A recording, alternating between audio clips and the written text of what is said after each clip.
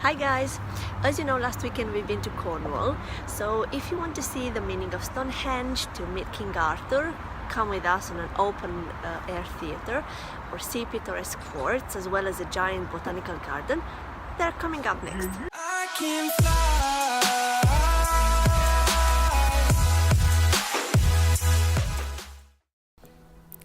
We are now passing by Stonehenge, a unique prehistoric monument inscribed on the UNESCO World Heritage List in 1986. The purpose and origin of this site is still under debate. Was it a Druid temple, a giant calendar, a coronation place for Danish kings, a worship place? Today the interpretation which is the most generally accepted is that Stonehenge is a prehistoric temple aligned with the movements of the sun. 2 more driving hours and we reached Dartmouth, a place that seduced us with its charm from the first moment we stepped in. It lies on the bank of the River Dart within the South Devon area of its outstanding natural beauty. When we arrived, the town was in preparation for the Royal Regatta that takes place annually over 3 days at the end of August. The event sees the traditional regatta boat races along with fun fairs, markets, community games and musical performances.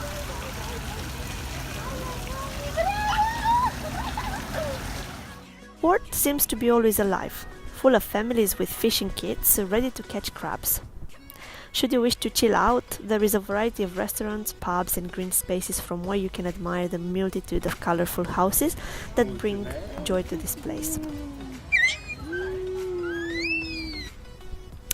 You can have seafood for £20 and you can get king prawns in garlic sauce and unlimited homemade chips. For £1.50, you can take the ferry, as we did, to cross on the other side for more beautiful view.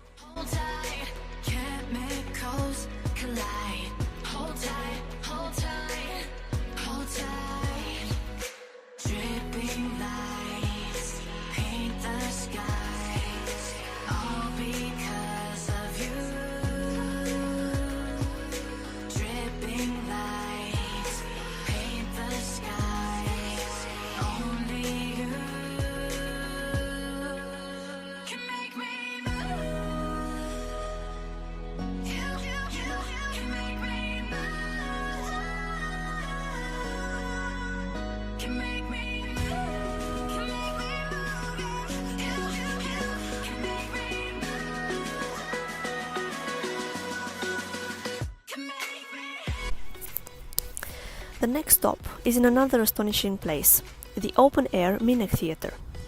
The season runs from May to September, but you have to book in advance to avoid the disappointment that we lived for not being able to see the Shakespeare play this weekend. In extra season, you can still visit the theatre and listen to the story of Rowena Cade, the amazing lady that built it. As you are in the area, don't hesitate to stop in Mouse Hall. This tiny fishing village has a picturesque harbour surrounded by narrow streets with yellow houses, art galleries and restaurants which huddle together to create a stunning location. After a whole day journey for which we have to thank our lovely driver, we finally arrived to our accommodation. What would a normal 13-month baby do at 10 p.m? Probably being bad. What is ours doing? Inspecting the new place. As all the appliances passed the inspections, we were ready for sleep. Next morning revealed the cruel reality. The weather broadcast predicted 17 degrees and rain. Just great. As we went out of the flat, surprise! A bunch of families with noisy kids were playing in the lake, defying the rubbish weather. That gave us courage to continue with our itinerary.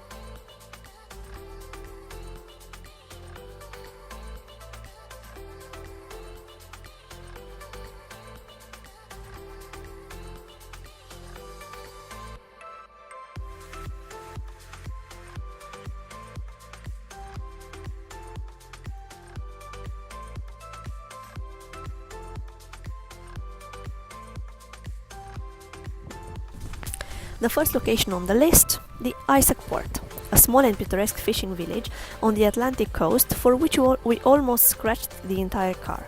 As let me tell you, all the roads to these small port towns are one lane narrow, so get ready to show your master driving skills should you decide to go down this route.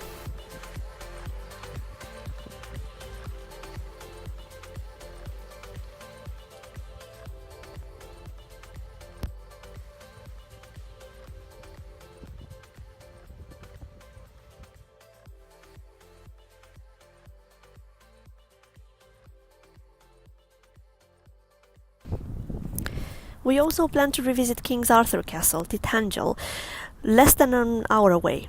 However, as much as we love the landscape, climbing those steep and wet stairs on a rainy day carrying a toddler on your back is not the safest option. So we quickly went to Plan B, Eden Project, thinking that we can visit a giant indoors botanical garden on this weather. Although the project itself is impressive, hosting the largest indoor rainforest in the world, I regret spending £55 for 2 people to enter, as this is definitely not a location to visit with a baby on a cold day. The difference of temperature was huge, as the biome is bringing to tourists the exact rainforest climate, humid and very hot. So, with the lack of a clear exit sign, that caused me a panic attack, as I am claustrophobic and I felt that I was suffocating. Luckily, Arthur was sleeping and he did not realize what was happening. The Mediterranean biome was nicer, but they were rushing us due to a wedding that was due to start. I don't know, I had a feeling that I wasted my money. On the good side though, the tickets are valid for a year, and also if you have an older child, the whole experience could be pleasant as there are lots of fun activities for them. One thing to mention is that for adventurers, there is a long and fast zip wire on which you can fly over the Eden project.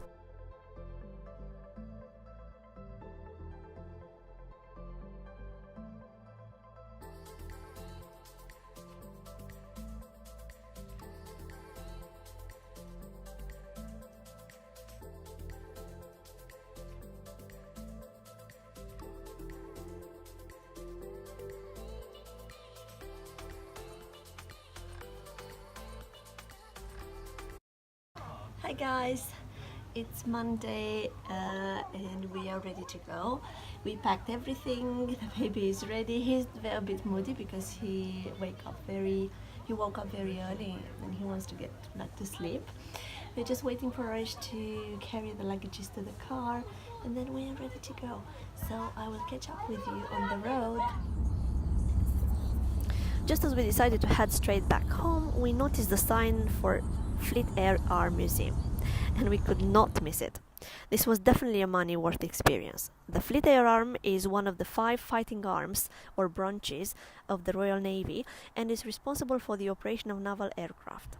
The museum is very interactive. It took us back in time to the World Wars, and the tour finished with the Concorde, which we were allowed to visit inside the aircraft. Amazing. Right, here we go. I'll talk you through what's happening. That's the pilot. His call sign is 2-3. We have visitors on board our Astro RC ship here. 2-3, roger. The ISO is the landing safety officer. 2-3, Slot means he's on the final circuit. He's moving upwind. Personnel and the flight deck itself from the heat and force of the engines. Up they go. The pilot carries out his final checks. He sets the tail plane to takeoff position. The bat has fixed the catapult strokes to the underside of the aircraft. The catapult is tensioned. The pilot checks the flight code, the flight controller.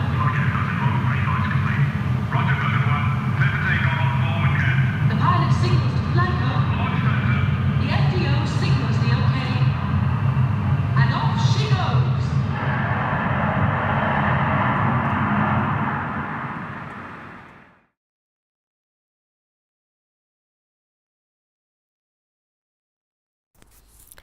This was our short summer bank holiday break. If you liked the video and you found these ideas useful, please give it a thumbs up and I will know to make more. Also, please subscribe, it would be lovely to have you as viewers. I will see you soon, and until next time, thank you so much for watching, guys.